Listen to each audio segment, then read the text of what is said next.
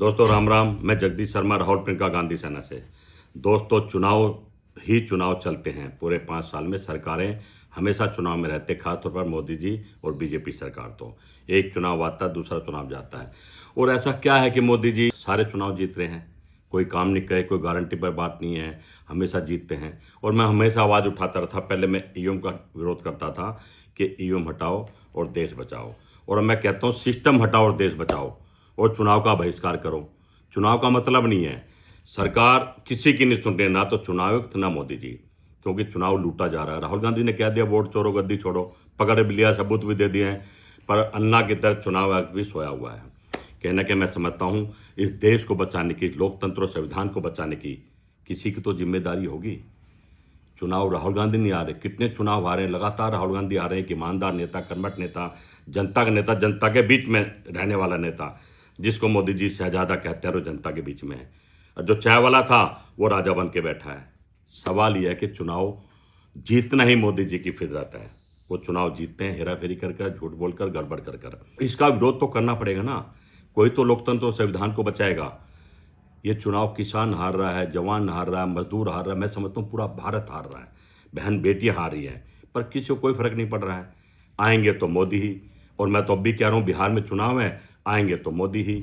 अगला चुनाव बंगाल में, आएंगे तो मोदी ही। कहीं ना कहीं कोई तो रोके इस चोरी को, डकैती को। हालात बद से बदतर हो रहे हैं।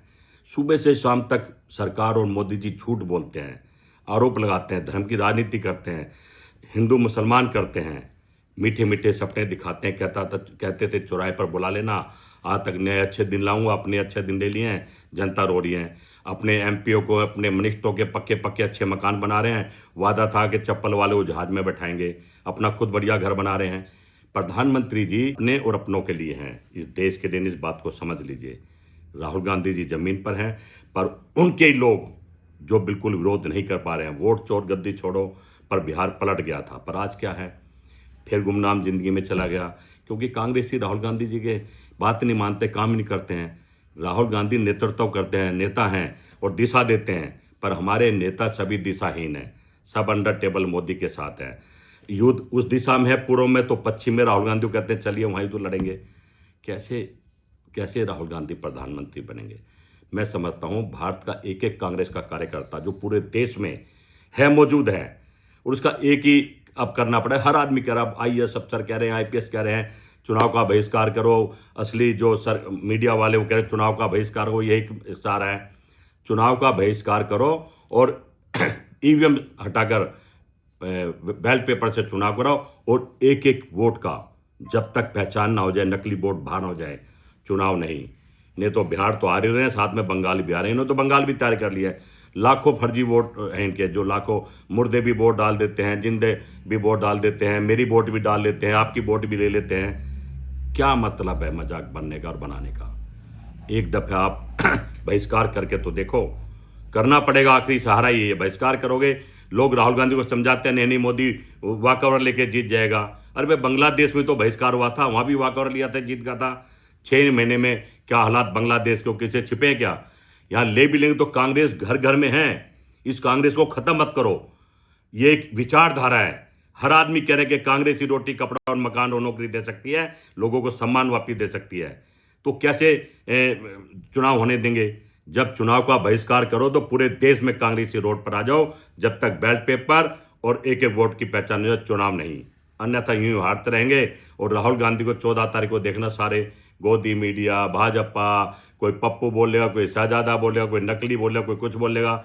हकीकत में जो राहुल गांधी ने काम करे हैं, आज किसी नेता में दम नहीं, पहले भी नहीं थे, पहले भी किसी नेता में दम नहीं था। राहुल गांधी महात्मा गांधी के बाद पहले आदमी बने हैं जो यात्रा पर निकल चुके हैं। इतनी लंबी यात्रा, फिर वोट चोरों की यात्रा।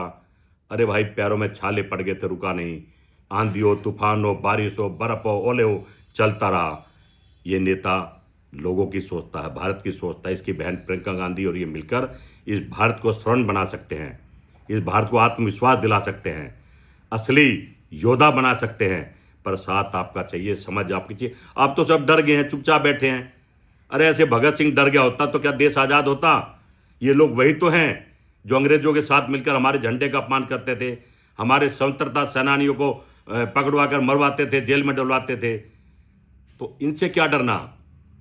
भगत सिंह बनो और देश के लिए लड़ो। जय हिंद, जय भारत, जय राहुल प्रियंका गांधी सेना, जय कांग्रेस।